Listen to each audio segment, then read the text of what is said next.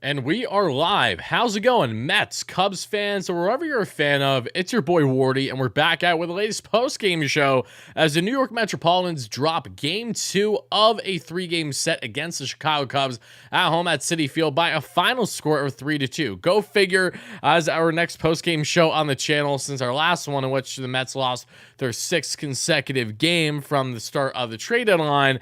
We don't cover last night's game. There was a 2-hour-long rain delay. Was unfortunately not able to cover that 11-2 win. Monster game for Pete Alonso yesterday. 2 home runs, 6 RBIs total.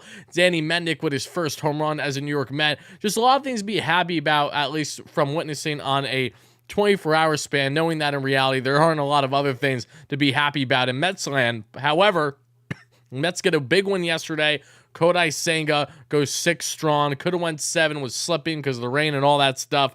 And now today we see the Mets come out. Pete Alonso with another, pardon me guys, with another strong offensive performance. Cookie Carrasco solid in his outing again too. However, Drew Smith gives up the bomb in the 8th to Tauchman. The offense cannot convert when they had opportunities in the 8th and the 9th inning especially, and they dropped this game by a final score again of 3-2. So we'll get into a little bit about the game here, what I liked, what I didn't like, some key Mets updates that I want to discuss and share and really dive into with you all on the Brett Baty front, on the WardyNYM front, on the Mike Vasile front, and all these types of things on the young kids. And also updates on, the kids, the new kids on the block, that being in the Gilberts, the Cliffords, and the Acuñas of the world. A little bit of updates on them and what our expectation can kind of be for them for the remainder of the year in the minor leagues and so much more. But again, I appreciate everyone that's chiming in live on a replay. Happy to have you guys in here. I know that this is not going to be a large contingency of fans by any stretch. These post-game shows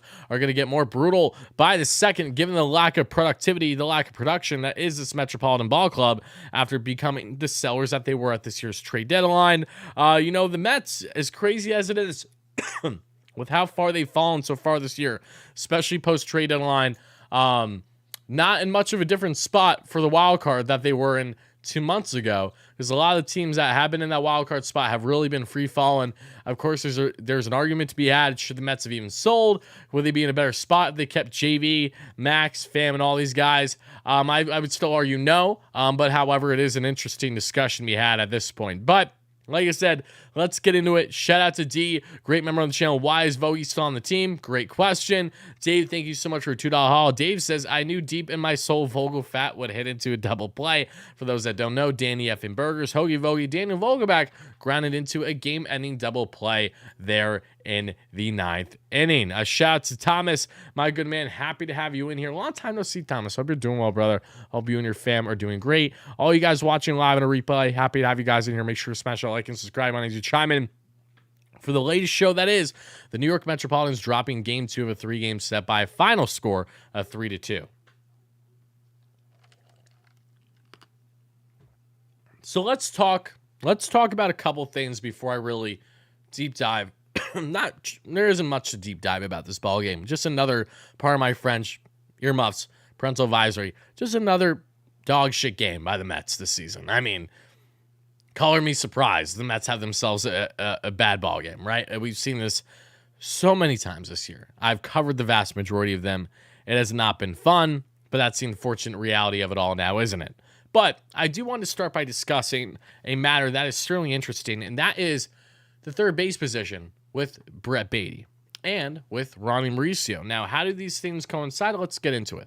Brett Baty yesterday, as many of you know, was sent down to AAA, and this was pretty much a mental health break for Baty, who openly in recent interviews discussed that, he just coming off as a kid that's just struggling way too much of the plate. He's in his own head too much. He's overthinking everything about his swing. He's overthinking, location from pitch placement and all these things. And Brett Baty, over his past month of baseball, has had an abysmal play. I mean, we are talking about someone that has struggled so mightily that statistically he has been one of the worst players in baseball at the hot corner this season. That is the type of struggles that Brett Baty has had. Now, when you look at the underlying numbers with Brett Baty entering this season, he has had a ground ball issue that has continued, and we've seen full-fledged at the MLB level this year. When Brady, pardon me, guys, I've been dealing with not only sinus infection, but I've had a dry cough for like 2.5 weeks now.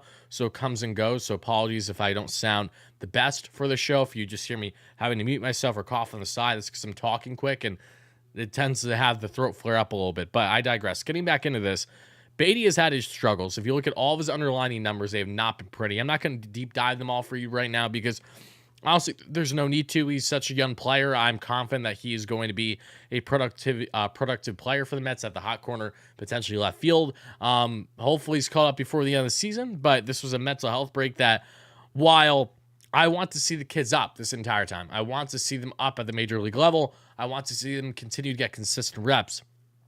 Having said that, however, you can kind of understand where the Mets were getting at here when they made the ultimate decision to send Baty down to the minors with just how much he has struggled. And you have to hope that by sending Baty down, that this was more of a message. Who put you in timeout? I have no clue. Oh, good. Apologies if that happened. I have no clue. You have to imagine that the Mets sent him down with the best interest for not only now, but his future. Really just giving him that mental health break and really going from there, right? Because I see on one hand, the Mets sending down Baty could have a negative impact on his development. The kid's already low on himself. He's overthinking. He's hard on himself like crazy as is. Now we're going to go and send him down. That's not going to be good for his psyche. Not going to be good for his confidence. Then you see the other side. And that is, okay, he knows he's struggling. He's very open about it. The Mets are fully aware. They had a good conversation, positive conversation saying, hey, we truly do believe that you have a future, a long future with this club, and we want to make sure that you get the best possible development. And we believe that sending you back down the minors for a little bit to kind of recharge you, refresh the batteries a bit, can certainly help in that regard. So I'm hoping that what is happening with Baty is more so the latter than anything else, right? This is very much a mental thing. This is not a physical thing going on with Brett. So fingers crossed that he can really find his game again and really just take the load off of his shoulders. He's been very hard on himself. The kid is uber talented. Definitely, apologies again, guys.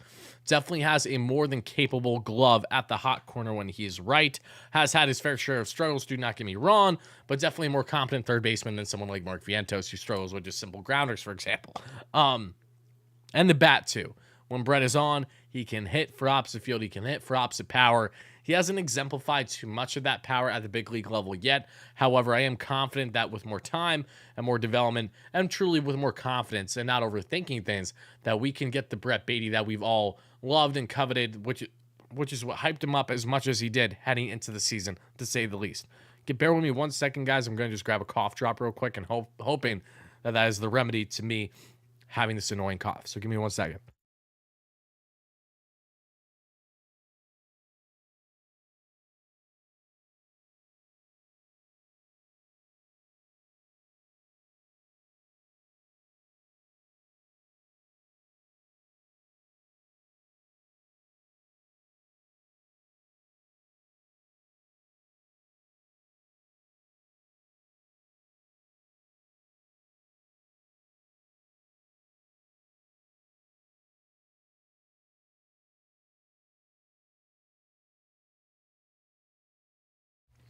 Okay, we'll see if that helps.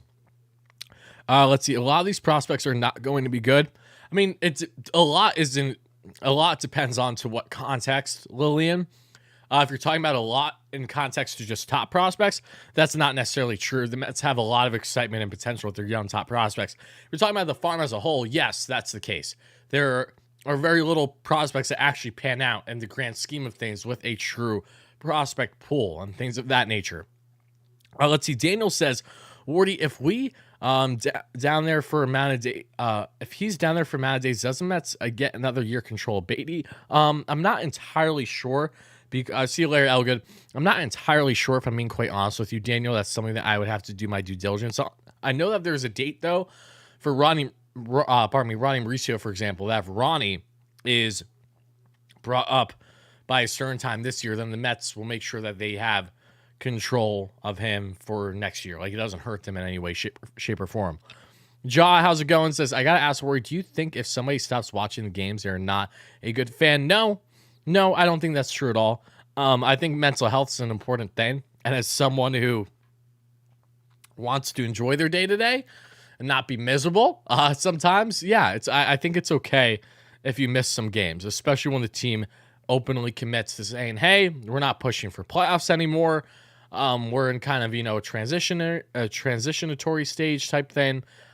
No, I don't think you're a bad fan because I would be a bad fan then. I've watched most games this year, but I haven't watched every single one.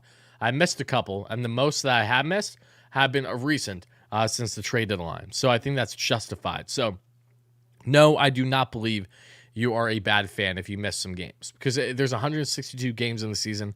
You're likely not going to be able to catch every single one if you have any social life, if you're busy with family, work. Those are not easy things to balance. Yes, you can keep up with them, but it doesn't mean you're going to be able to actively watch every single one. So no, I do not stand by that notion whatsoever. Ticks for Saturdays tonight, dreading getting destroyed by the Braves. Good luck, Chris. Good luck. For that Braves series over the weekend, by the way, guys, we will not be going live for every game. I'm going to be out of town over the weekend. However, my goal is to hopefully cover every game, even if that is just in a game recap reaction form. Even if that means that I'm doing a recap, say on the beach or something, because I'll be going out of town. But I do believe there's a doubleheader Saturday, if I'm not mistaken. That doubleheader I'm hoping to go live for or cover in some capacity in a recap type form that I'm looking for. That's going to be a big series, regardless on the significance, or should I say lack thereof. That's such a lopsided rivalry at the moment between those two teams, thanks to the Mets being who they are this year. Mauricio has not been good lately in the minors. Ryan's still been batting around 300. Defensively, he certainly has his hiccups, and this is what I want to get into. So we talk about Brett, and then we'll get into the game here shortly, guys. Make sure to smash that like and subscribe as you're chiming in for the latest news in Mets land, that the Mets dropped Game 2 of a 3-game set against the Cubs by a final score of 3-2. And we do have some updates on the club that I want to share with you that wasn't really valid for individual video. And I also did want to say this, guys. If there are any specific topics on the Mets that you guys would like to see me potentially cover from now up until the conclusion of the season, or even, in the off season specifically, please let me know in the comments below after watching this live show. Greatly appreciate. Great way to help the channel, because I'm going to be getting pretty creative in my content that will go branching out far more than just post-game shows in the ensuing weeks leading up, to the conclusion of the season and an off-season that'll be hectic. So much fun to cover, as it always is. But I really want to hear from you guys, especially what types of topics, things of that nature that you would like to see your boy cover, because I have a lot of things in mind. I have a whole checklist of topics I plan to get into by certain dates. However, I want to know specifically if there's things that you guys may favor over others, or already have an idea with some certain prospect content I want to get into, updates on that front, but also just talking about unique Mets topics that are centric now and how we will perceive them not only for the remainder of the season, but for 2024 as well. But getting back into the discussion here, we talked about Brett, hoping everything is good on his front, mentally, his psyche, all those things. We just want to see Brett be the best version of himself. And as a physical player right now, he's the farthest thing from it, as he's going through young hiccups. That, again, is normal for a young player in their career. You can't expect a guy to be called up and be a stud right away. The way that Francisco Alvarez has done a fantastic job on being that in so many ways. Alvy has been this season a revelation for this club in the backstop position. But now let's talk about Ronnie Mauricio, because Ronnie's a guy that a lot of us have been clamoring for, that he should be called up this season, and the fact that it hasn't happened yet is head-scratching to many, and in part including myself. Hopefully Ronnie's up before the conclusion of this month. However, it has been announced today that he will be now in a rotation of playing 3 different positions: second base, shortstop, and third base. Now, this comes not even the day after Hector Gomez, Hispanic reporter, coming out and saying that, according to sources, Ryan Mauricio is going to be shifting to third base, and Brett Baty is going to be toyed in other positions, basically. Baty has always been considered to get some reps in left field, also a third. I truly do believe that Baty still has all the potential to be the future of the Mets' hot corner. I think he can handle that position fine. I really think there's potential there.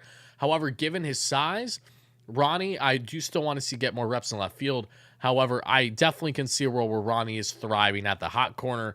A position with the type of range that he has makes sense. And, of course, wouldn't be playing shortstop thanks to Francisco Lindor. Second base will be limited as long as McNeil's on the club, too. So you just want to give him as much defensive versatility as possible and give him as many reps as possible. So that way we can actually see this kid up sooner rather than later, Yes, he's striking out at a good clip.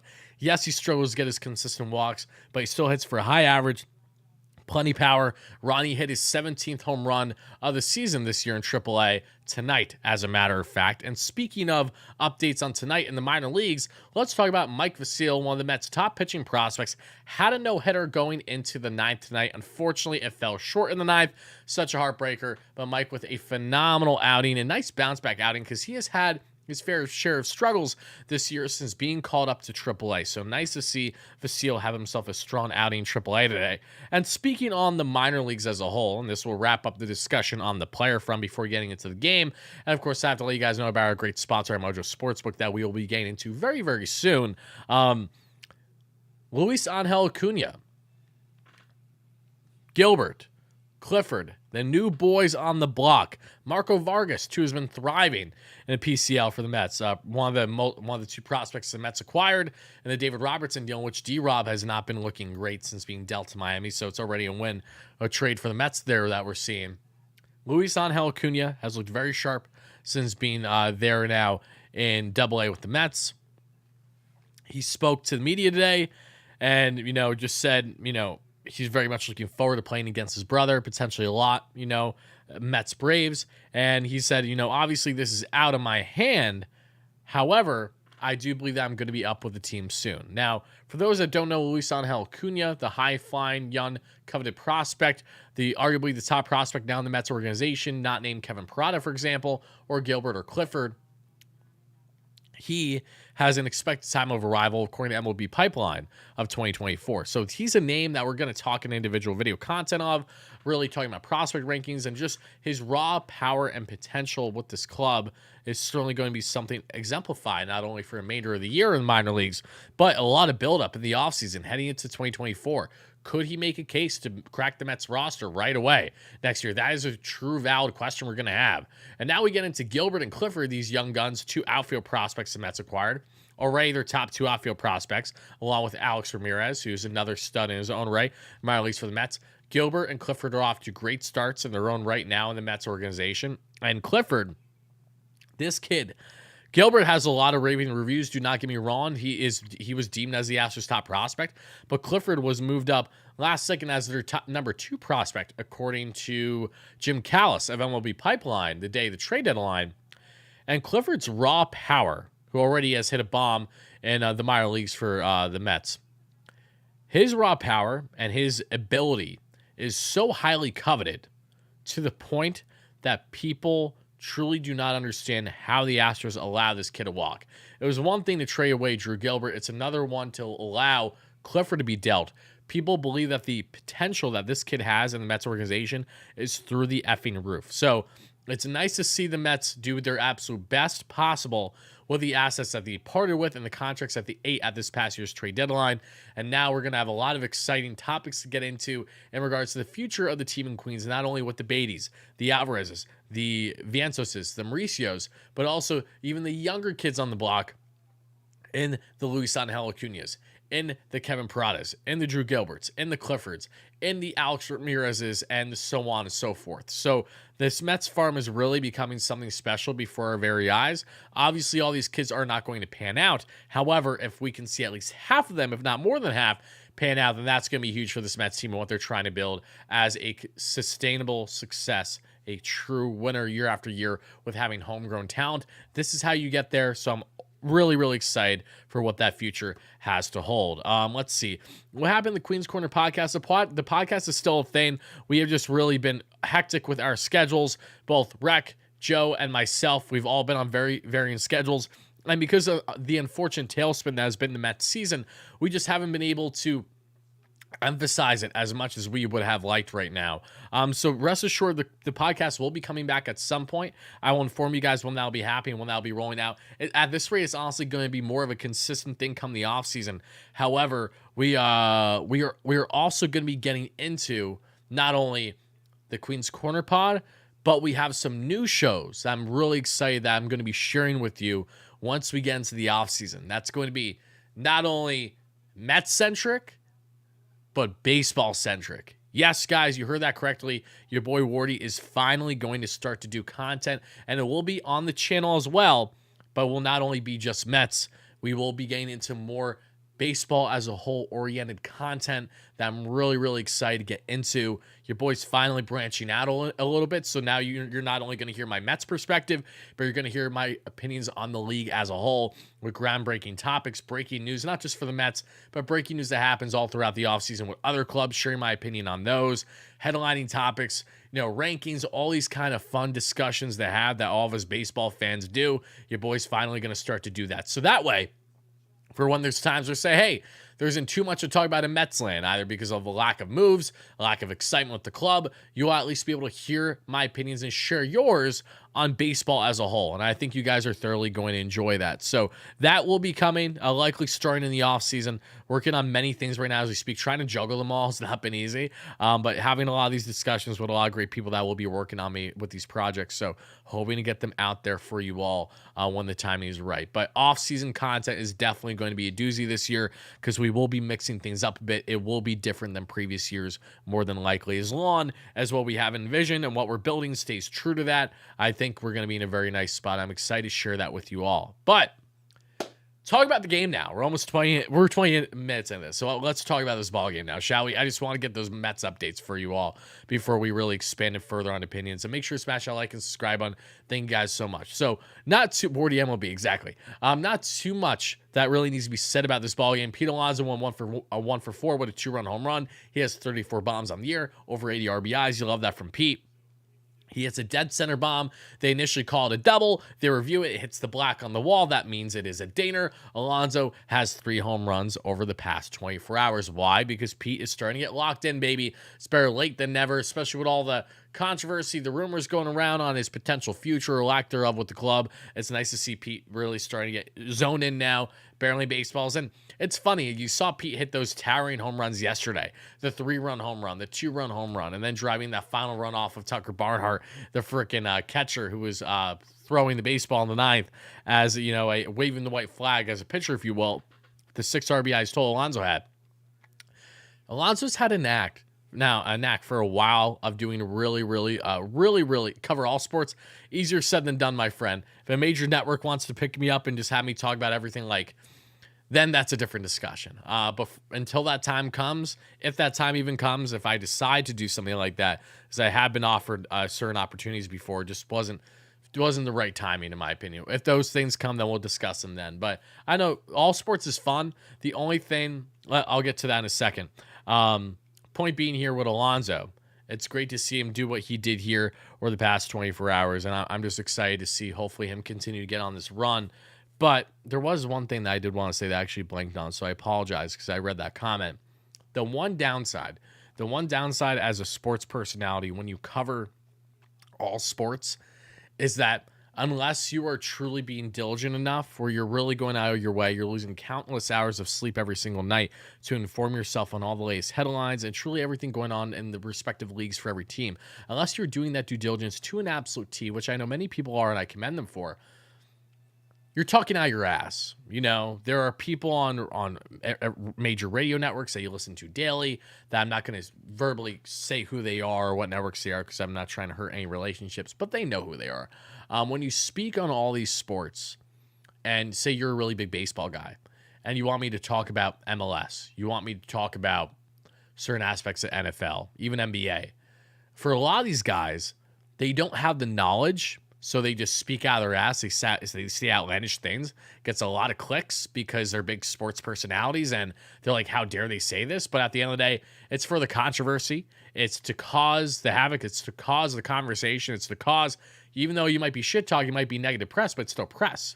Any exposure is good exposure at the end of the day. It drives in revenue through those clicks, through that viewership. And I'm just someone that hates how disingenuous that is. I don't like that. I like to speak from the heart. I like to speak as accurate and as if I'm going to be very opinionated, I want to make sure I can back that up. So I don't like the idea of speaking in that manner in a way that is not true to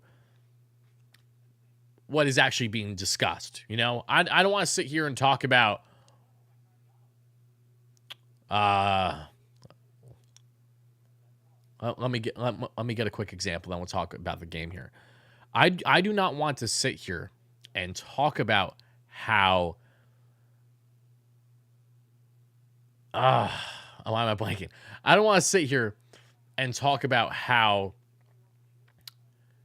Miami for MLS is now the team to beat in all of MLS because of Lionel Messi being on the club and how much he's positively impacting them versus the other clubs in the MLS when I know very little about MLS. You know what I mean? Like just stuff like that. Just as a simple example. You will need a team of people behind you so you can concentrate on the show. Oh, no, I know. No, I know how this works. I have people that have worked under me as is in those type of internship roles. So I 100% get it. But that's my point. Would love to talk about all of sports at some point, but it needs to be genuine. And it cannot be something that's half-assed or me not knowing what I'm talking about. And furthermore, final comment I'll make on this. Yes, it's great to have a team of people under you because at the end of the day, a lot of people just love the personality. So it doesn't really matter too much of what topic they discuss. As long as they hear from that personality, they're happy about it. But that too is disingenuous, which I'm also not a lover of because if I'm getting handed a script today that's talking about a team that I maybe didn't know about, players I didn't know about, I'm going to act as if I'm confident in what I'm talking about.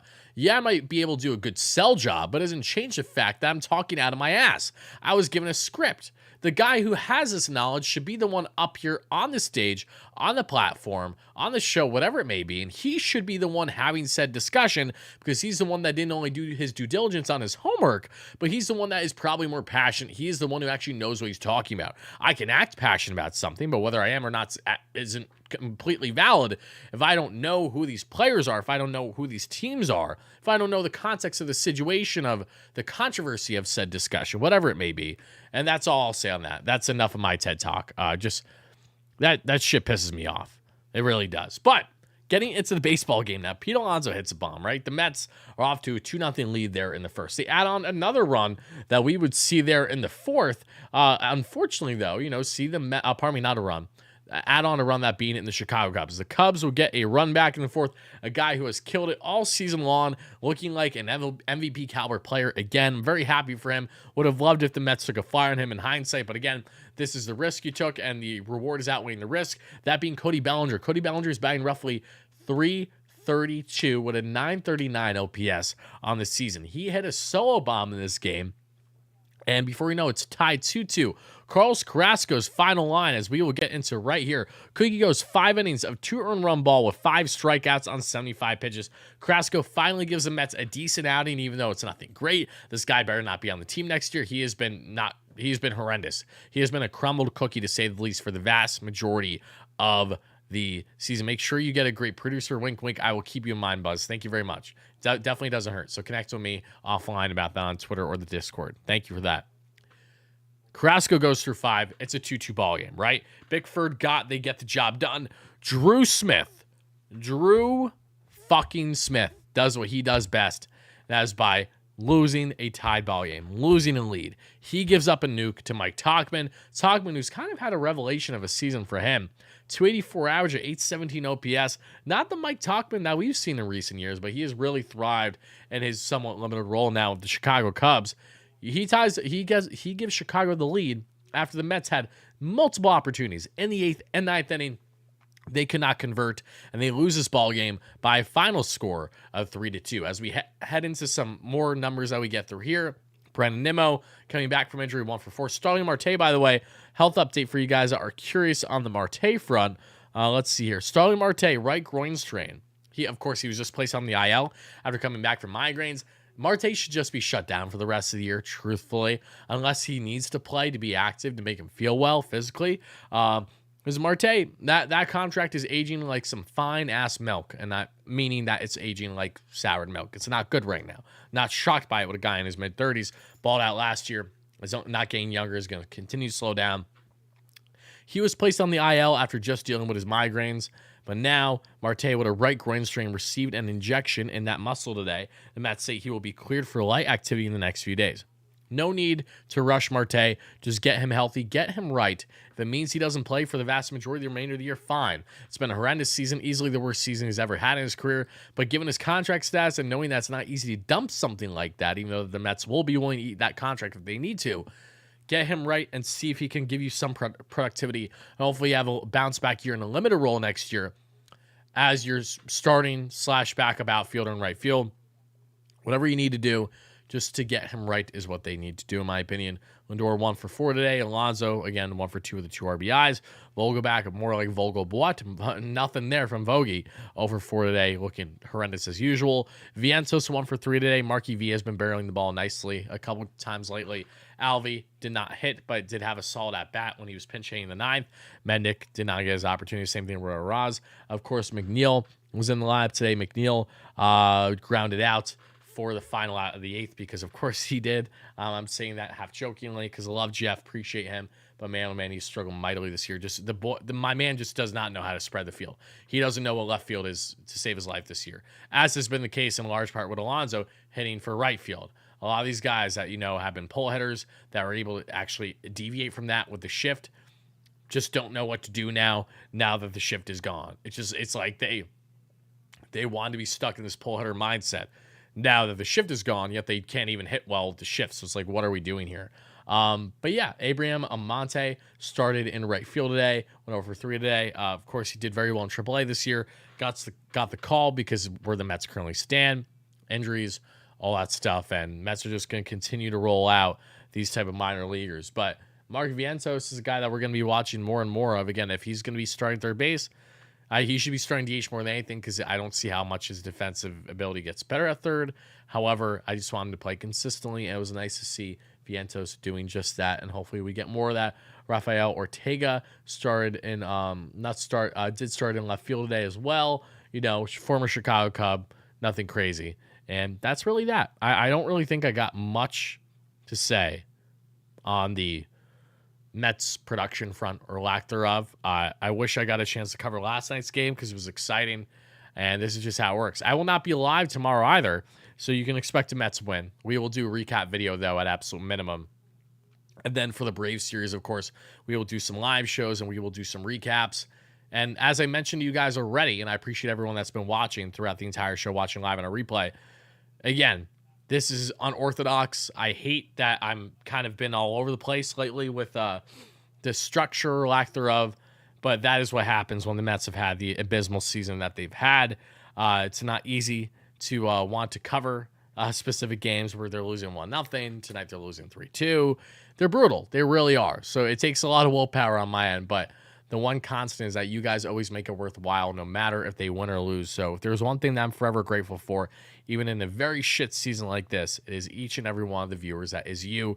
We have over 23,000 amazing Mets fans, part of this great community on WardyNYM. I know we're just getting started. We have a great Discord that we started by clicking the link in the description that you can sign up, join the Discord. Again, it's not something where you spend money.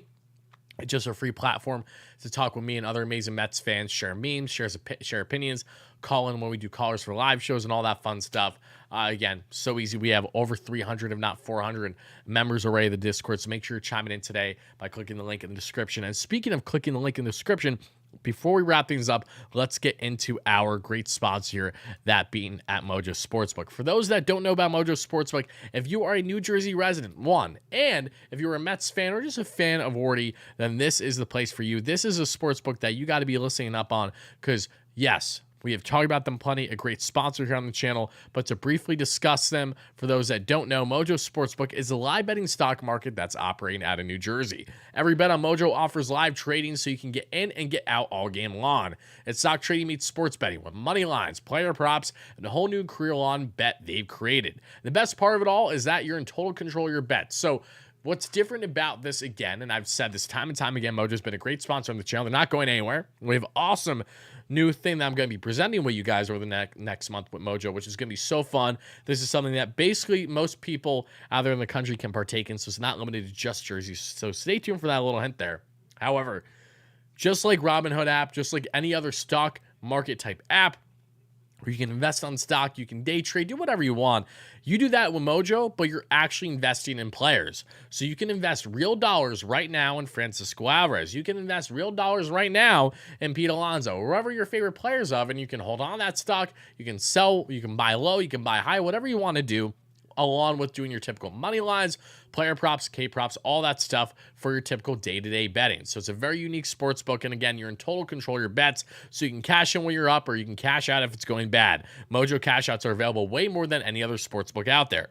So what are you doing? Make sure you download the app now by clicking the link in the description and using my promo code WardyNYM, that is WARDYNYM, to get a 20% deposit match up to $100. Again, that is promo code WardyNYM, WARDYNYM, for a 20% deposit match up to $100. New Jersey residents only currently for the Mojo Sportsbook, but make sure to check it out today. Again, shout out Mojo for being a great sponsor on the channel, and thank you guys as always for supporting the channel and doing everything that you do. Thank you to everyone that has been so kind in the comments. Thank you to everyone that has been supporting me and the Mets, the channel, everything in between throughout this calendar year, because this has been anything but an amazing season for the team in Queens. But the one constant, the one thing that I will always appreciate is you, the viewers. So thank you, thank you, thank you kindly for all you've done and all you guys are going to continue to do. But having said that, guys, that's going to wrap it up. I can never stop watching the Mets, and that means you are a diehard fan, Kevin, and I love that about you. I really do, and I love everyone that's been chiming in here so much. Love you guys to death. Thank you so much for the support. Again, recap video will likely be out tomorrow. I will be watching the game tomorrow, but I just not sure if I'll be able to do it in a live setting like this. So expect hopefully just a recap video at absolute minimum. Expect more content heading into the weekend. That Braves matchup is going to be key. And then for people on replay, even if it's you guys, after watching the video, comment on replay so I can see your comments. Let me know in the Discord too. Give me your opinions on the type of content, Mets-centric, that you would like to see throughout the remainder of the season, heading into the offseason. Any specific topics, any specific players, any early rumor mills that you want to get into. There's already one or two players that I plan on doing videos on over the next couple weeks that are kind of rumor mill, connecting them with the 2024 potential Mets that I want to get into. A lot of other topics on current players, prospects, all these little things. Whatever your thoughts are, drop them down below in the comments for people on replay. Drop them in the Discord by clicking the link in the description if you haven't already. Thank you guys again. Love you all to death. Mets look to salvage and hopefully win their series tomorrow, taking 2 out of 3 against the Chicago Cubs. And until then, have a great rest of your night, day, evening.